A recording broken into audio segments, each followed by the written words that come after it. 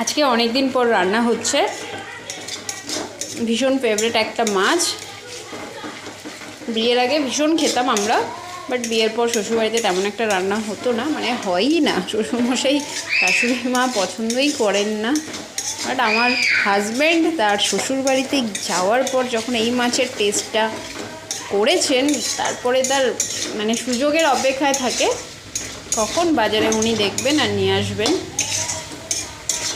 যেহেতু ডেলি বাজার করা হয় না, তাই ডেলি আনে না, মাঝে মধ্যে আনা হয়। তো আজকে অনেক দিন পর রান্না হচ্ছে।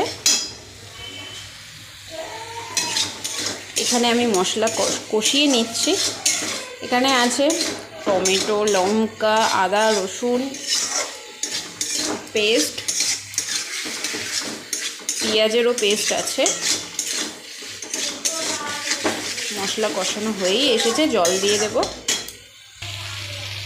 কষানো হয়ে গেছে, জল দিয়ে দেব। জল দিয়ে ঢাকা দিয়ে দেব।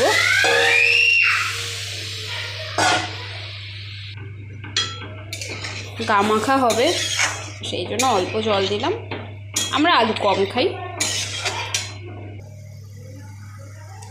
এই যে সেই মাছ, শঙ্কর মাছ।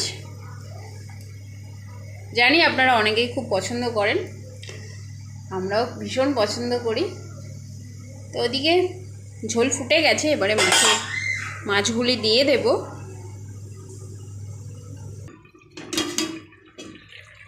তো ঝোল ফুটে গেছে,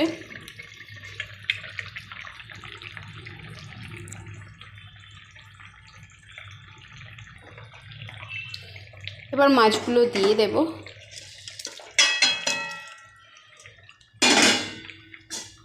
গন্ধটা যা বেরিয়েছে না, তবে আমার মেয়ে খাবে না। সামুদ্রিক মাছ, পমফ্রেট, পাবদা, এই দুটি মাছ ছাড়া আর লোটে মাছ ছাড়া কোনো মাছই খেতে চায় না সামুদ্রিক। ও অ্যাকচুয়ালি ওর পিসির মতন, ওর পিসিও অনেক মাছ খায় না এই ধরনের, কিন্তু আমি জোর করে ভুলিয়ে ভালিয়ে অনেক মাছ খাওয়াতাম বেচারাকে। শুধু একটাই মাছ চিনত, তিনটে মাছ চিনত, পাবদা, পমফ্রেট আর কাটাপোনা, ব্যাস। এর বাইরে কিছু তারা মানে সে খেতেন না।